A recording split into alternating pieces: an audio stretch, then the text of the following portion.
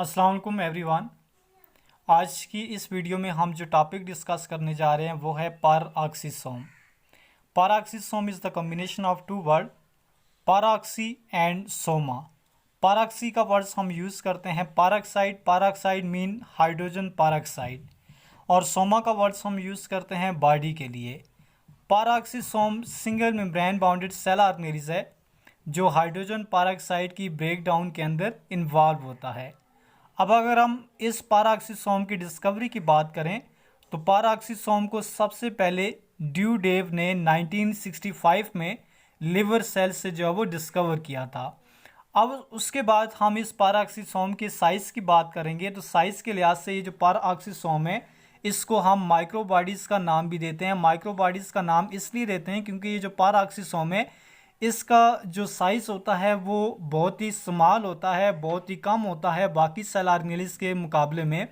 और इस पारऑक्सीसोम का जो साइज़ है वो 0.5 माइक्रोमीटर है, जो छोटा साइज़ जो है वो तस्वर किया जाता है। इसी वजह से पारऑक्सीसोम को हम माइक्रो बॉडी का भी नाम देते हैं। उसके बाद हम पारऑक्सीसोम की यहाँ पे स्ट्रक्चर को एक्सप्लेन करेंगे। ये आपके सामने जो डायग्राम आपको नज़र आ रही है ये पारऑक्सीसोम की डायग्राम है। पारऑक्सीसोम में आपको single membrane bounded cell organelles है पारऑक्सीसोम। इसमें ये बाहर आपको जो है वो सिंगल मेम्ब्रेन नज़र आ रही है। ये जो सिंगल मेम्ब्रेन है ये लिपिड बाइलेयर से मिलकर बनी होती है। ऑलमोस्ट जितने भी सेल ऑर्गेनेलिज की जो मेम्ब्रेन होती है वो लिपिड बाइलेयर से ही मिलकर बनी होती है, क्योंकि जितनी भी सेल ऑर्गेनेलिज की मेम्ब्रेन की कंपोजिशन जो है वो सेल मेम्ब्रेन की कंपोजिशन के साथ जो है वो रिजेंबल करती है। और ये जो लिपिड बाइलेयर है इसकी इनर साइड पे ये आपको जितना भी रीजन नज़र आ रहा है ये लिक्विड मीडियम है या लिक्विड रीजन है इस पारऑक्सीसोम का, जिसमें तकरीबन 30 से ज़्यादा जो है वो एंजाइम पाए जाते हैं।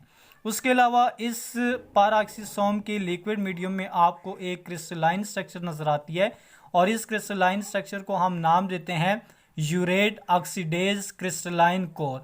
और ये जो यूरेट ऑक्सीडेज क्रिस्टलाइन कोर जो है ये हर एक स्पीशीज़ के सेल में नहीं होती, बल्कि ये वेरी करती है फ्रॉम स्पीशीज़ टू स्पीशीज़। जिस तरह अगर हम रैट का जो लिवर सेल है उसमें ये क्रिस्टलाइन कोर मौजूद होती है, और जबकि ह्यूमन के लिवर सेल के अंदर जो पारऑक्सीसोम है उसमें ये यूरेट ऑक्सीडेज क्रिस्टलाइन कोर मौजूद नहीं होती।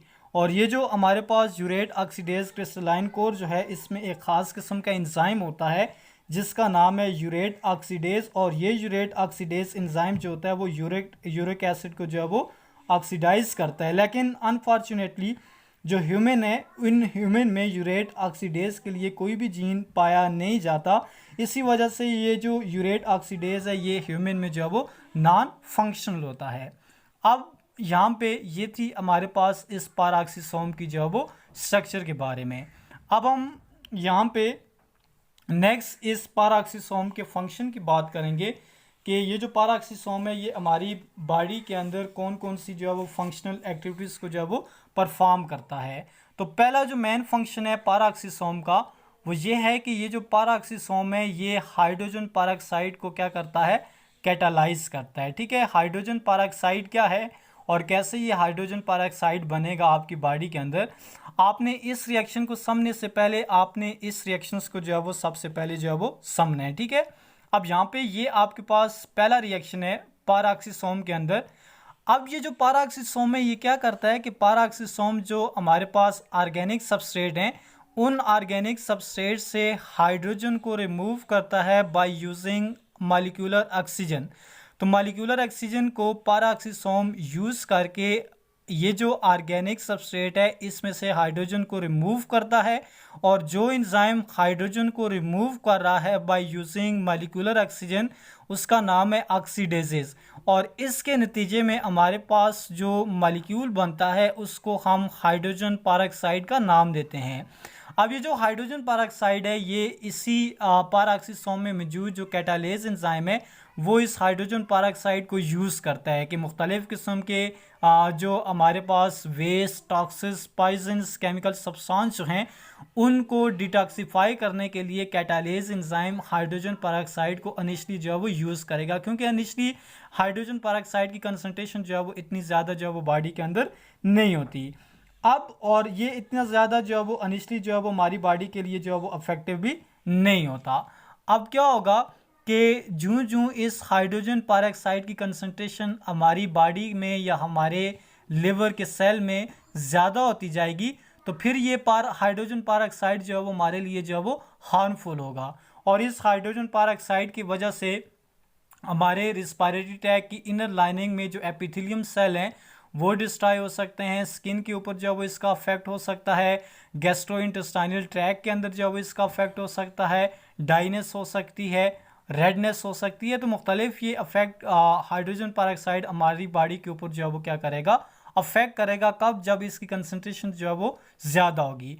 लेकिन जो ही इसकी कंसनट्रेशन हाइड्रोजन पेरोक्साइड की ज़्यादा होती है तो हमारे पास इस पेरोक्सिसोम में एक एंजाइम होता है जिसको हम कैटालिसिस का नाम देते हैं। ये कैटालिस एंजाइम इस हाइड्रोजन पेरोक्साइड को क्या करता है, ब्रेक करता है इनटू वाटर प्लस ऑक्सीजन में।